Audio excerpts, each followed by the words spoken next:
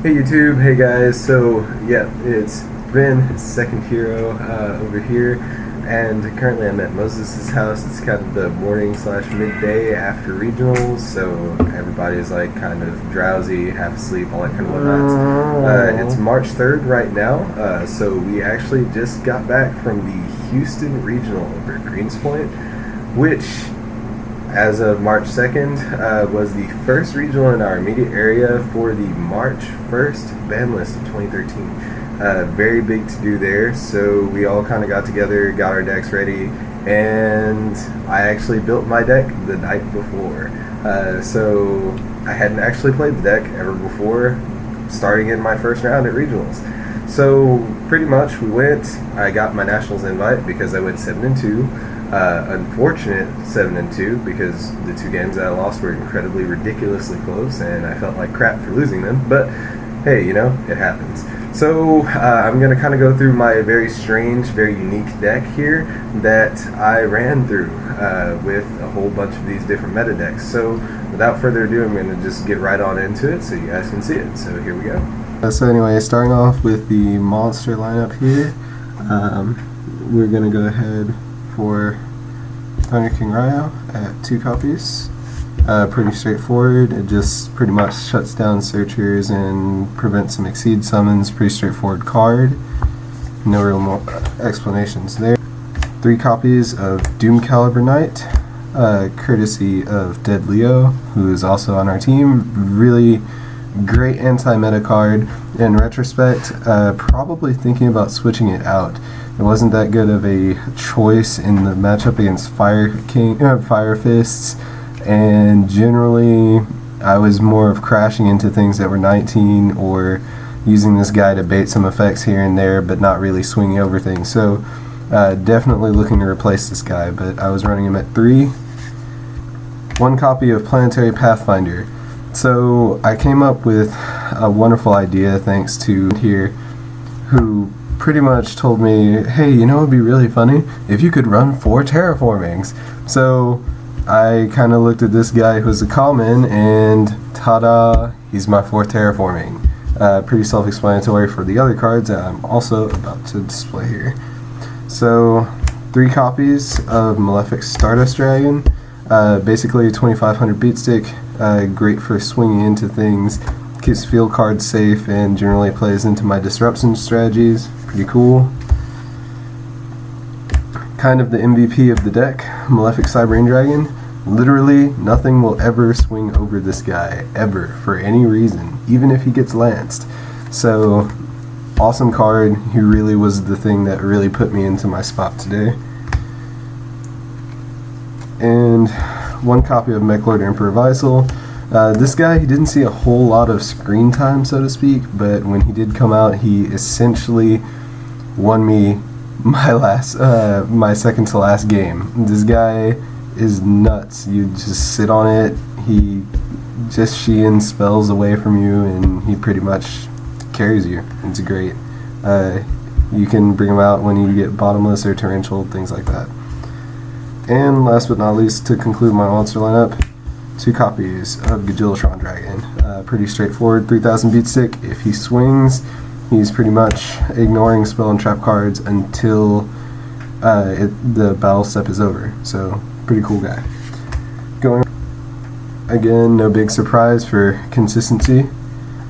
2 copies of Pot of Duality. 2 copies. 3 copies of Forbidden Lands. This is one of the things that I feel is almost necessary going in through the new format, going from March to September. If you're going to be anywhere close to a top table, you're going to need a minimum of 2 to probably 3 of these. But in my particular case, I decided to go the extra mile and run 4 of them, in the form of Forbidden Dress being my 4th legal lance. It pretty much does the same thing, but instead of axing you for 8, it axes you for 6, and stops you from being destroyed by card effects. So this is pretty nice for maybe saving something from being killed by torrential, etc., etc. Pretty nice card. So my 4 lances, kind of another my secret text to go along with my 4 terraformings. Speaking of which, the 3 of those to complement my Planetary Pathfinder I covered earlier. 2 copies of Gear Town. Pretty straightforward just to get those Yugioh dragons. Following into the 3rd one. Sorry about that. Basically, these you play Gear Town, set Gear Town on top of Gear Town, blow up Gear Town, get a 3000 beat stick that can swing through traps. Pretty nice, straightforward strategy there. And last but not least, my 2 other field cards, Seal of Orichalcos and Necro Valley. Disruption and making beat sticks, plus this has built-in protection, which is nice. So, we are on to trap cards. 2 copies of Bottomless Trap Hole, pretty straightforward. 3 copies of Skill Drain. This is like the card if you want to run stun. 1 Starlight Road for all our lovely people out there who love dark holding me and playing Heavy Storm. I also run a lot of back row, as you can tell, so that's pretty important. 2 copies of Eradicator Epidemic Virus. This is one of those kind of cards where if you swing in, you get deprisoned, chain Eradicator on your Malefic Stardust or Cyber End or Visal or whatever is going on.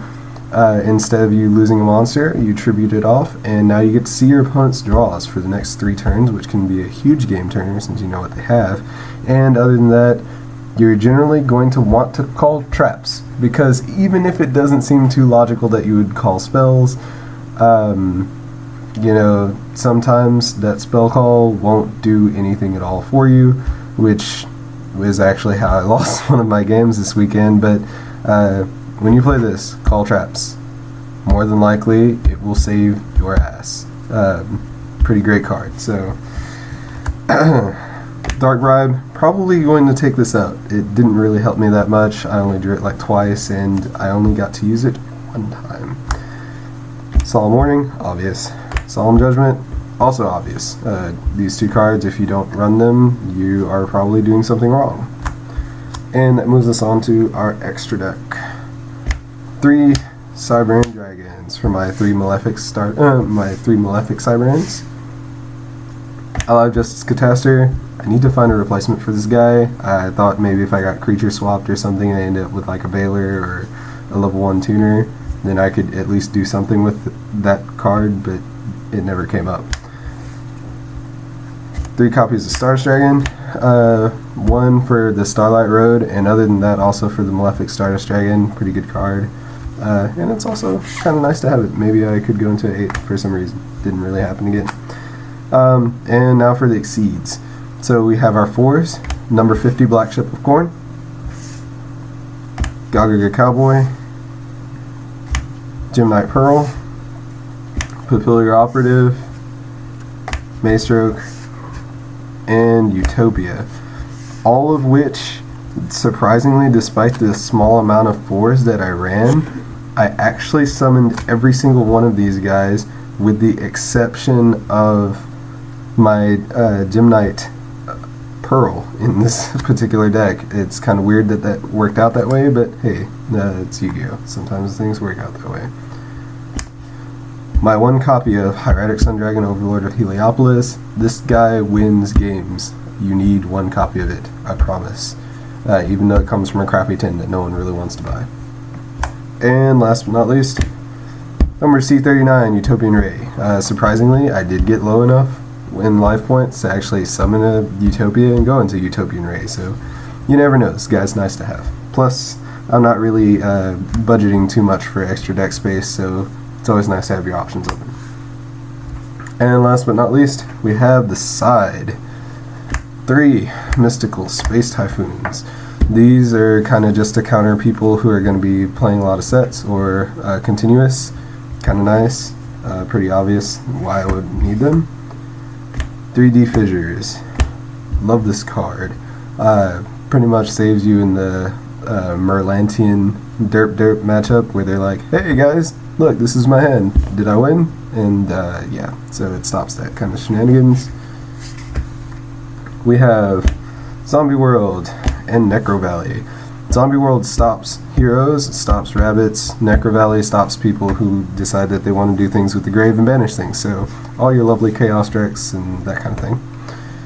2 system downs. These will save your life against Karkuri Machina Gadget shenanigans, so always need those. Single copy of Prohibition. Can't say how many times I cited this in. It's amazing. 2 goes in matches. Not much else to be said there. If you're in a multi-type matchup, it helps you out a lot. And last but not least, the 2 Soul Drains to stop our Dark World and our Murder Lantians from pretty much OTKing you. So that's pretty much it for the deck list there. So, like I said, in retrospect, I need to replace the Doom Knights. I need to replace the Dark Bribe because I feel like they didn't really help me.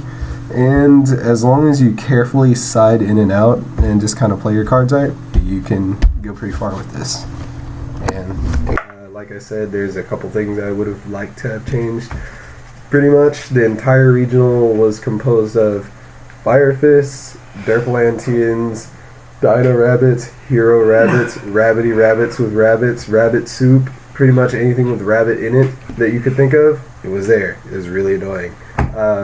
We had a good old Funky Cold Medina over here running through with a burn deck, which, like my deck, ironically, was put together roughly about 8 hours prior to us even going to said regional, which is really funny as to why he and I managed to actually do things.